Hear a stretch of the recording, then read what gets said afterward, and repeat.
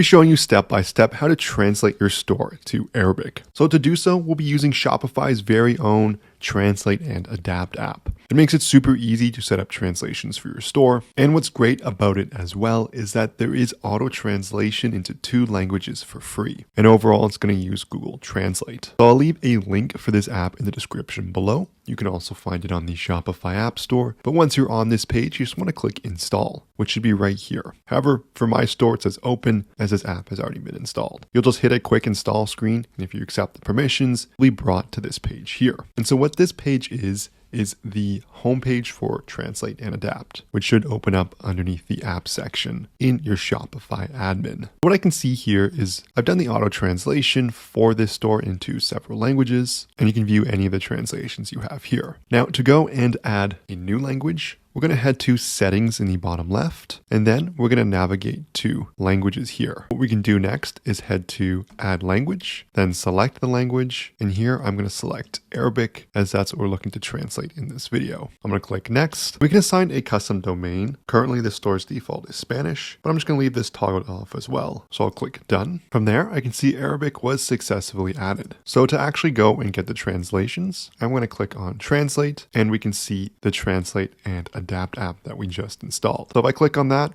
we get brought back to the Translate and Adapt homepage here, which we were before. And what you want to do is click Auto Translate in the top right here. Now to note, you only get 2 languages for free, and I've already translated the 2 of them here. Once you click this, it's going to be the exact same process. So if you click Auto Translate, it's going to take a few minutes, translate all the items for your store. And we can view it's successful by clicking into any of the translated items, and we get our reference text as well as the actual translated text here. Here it's going to say Spanish, but on yours it will say Arabic, and then it will show the translation. And you can click through any of the translated items here, get an idea if it's been translated correctly. You can also adjust it if you want. If you've made any sales on Shopify, you know how hard it is to keep track of how much money your store has actually made. And that's where our sponsor PRODKIT comes in. It's a one-click profit calculator that makes it super easy to understand your store's true performance. Once set up, you just have to select the date range you're looking for to get real-time calculations, including all your different ad spend accounts such as Facebook, Google, Bing, Snapchat, TikTok, and Pinterest, along with tons of other metrics and analytics so you can make smarter business decisions. There's a free 15-day trial so you can test drive everything for yourself. I'll leave a link in the description below that will link to the Shopify app listing. You can also search for PRODKIT in the Shopify App Store and then look for this logo in the top left here. So this concludes the video by replacing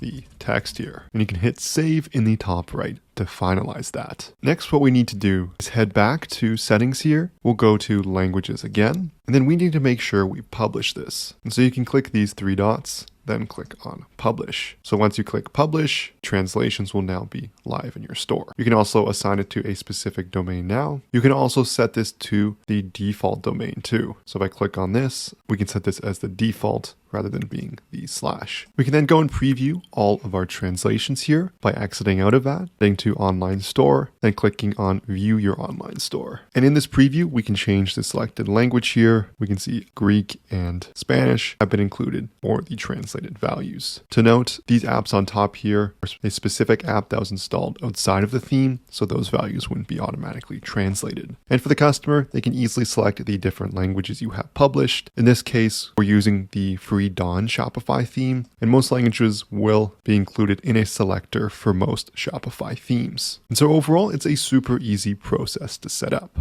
So this concludes the video here on how to translate your store into Arabic. Now we use Spanish just as the example here because there were no auto translation credits left, but the overall process is the exact same. If this video helped at all, I would love it so much if you smash that like and subscribe button below. If you have any questions, leave a comment, but thank you so much for watching, and I'll see you in the next video.